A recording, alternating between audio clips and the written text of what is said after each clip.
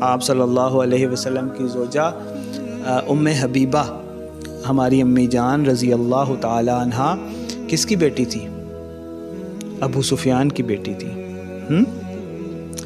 تو ابو سفیان مدینے میں آیا رسول اللہ صلی اللہ علیہ وسلم سے ملنے کے لیے، جب وہ بھی کافر تھا۔ مدینے میں آیا جب وہ مکے کا سردار تھا۔ تو وہ سیدھا آ گیا اپنی بیٹی کے گھر،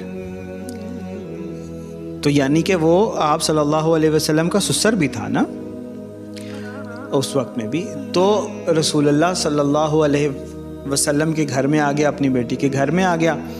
تو